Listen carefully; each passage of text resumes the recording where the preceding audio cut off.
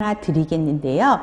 자, 질문을 올리실 때 예를 들어서 한 문장만 올려요. 그쵸? 우리가 시험 문제가 사지선다잖아요. 그런데 한 문장만 올려서 이게 옵니까 있습니까? 이렇게 물어보시는 거는 참 불편한 질문이에요. 왜 그러냐면 간호관리는 여러분들이 공부를 하시다 보면 어떤 문장에 따라서는 그게 답이 될 수도 있고요. 또 어떤 앞에 질문에 따라서 그게 틀린 답이 될 수도 있습니다. 그래서 먼저 질문을 올려주실 때는 질문 전체를 올려주시는 게 더 정확한 답을 얻으실 수 있고요.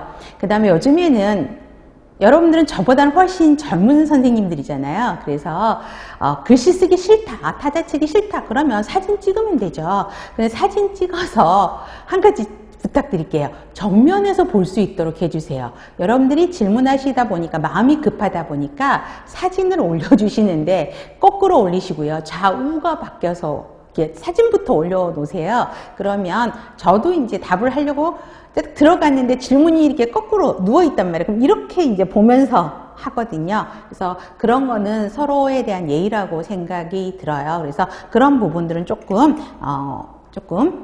사진은 정면에서 볼 수 있도록 도와주셨으면 좋겠고요. 그 다음에 그러니까 다른 사람이 질문한 것들이 있는지 먼저 검색을 해보시고 올려주셨으면 좋겠어요. 왜냐하면 궁금한 것들은 비슷한 내용의 궁금한 것은 동일하거든요. 그래서 그 질문에 대한 댓글을 올렸는데 그 다음날 똑같은 질문이 또 올라오고 이런 경우도 있어서 이 질문이 올라온 적이 있는지 한번 검색해 보시면 좋겠고요.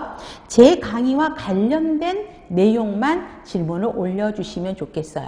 죄송하지만 타 학원의 문제집에 대한 오답 이런 거를 확인하는 차원에서 질문을 올려주시는 거는 지양해 주시기 바라겠습니다. 자, 그러면 먼저 교재를 먼저 보시면 교재의 목차를 한번 봐보세요. 그래서 목차에 대한 설명들이 먼저 이루어져야 될 것 같은데, 자, 이 목차는 궁금하실 그러니까 걱정하실 필요는 없죠. 왜 그러냐면 공부하시다 보면 이 내용 순서 다 외워지고요. 하시다 보면 이 절차가 저절로 이 목차에 대한 내용이 다 순서대로 머릿속에 다 들어가 박혀 있을 겁니다. 그렇기 때문에 이제 간단하게 전체적인 내용만 점검하고 들어가겠습니다. 자, 1장에서 간호관리 이해해 보세요. 그러면 1, 2, 3절이 있죠. 거기에 이제 기출 문제가 연결된 걸 볼 수 있는데, 자, 과연 관리란 무엇이냐? 그거에 대해서 물어보는 거죠. 관리가 무엇이냐? 그러면 간호관리는 무엇이냐? 라고 나와 있고요. 그 다음에 특히 1절에서 가장 많이 나오는 빈도가 4번 생산성이죠. 효율성과 효과성을 물어보는 문제가 굉장히 출제 빈도가 높고요. 그 다음에 관리의 특성에서 그럼 간호관리가 뭐냐? 관리자의 종류는 무엇이고 간호관리자는 어떤 기술을 가져야 되느냐? 그 다음에 민츠버그라는 학자가 관리자의 역할에 대해서도 정의를 해놨습니다. 그래서 2절 같은 경우에서는 민츠버그가 굉장히 강조되고 있고요.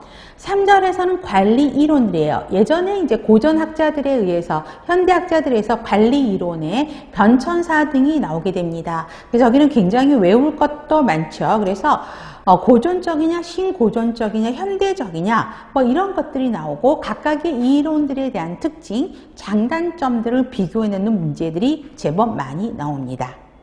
그 다음에 우리가 그 다음 장이 기획이죠. 그래서 기획과 조직이, 자 보세요. 우리가 간호관리라고 하면 간호관리 과정이다 그러면 기획, 조직, 인사, 지휘, 통제 이 5가지 단계를 간호관리 과정이라고 이야기합니다.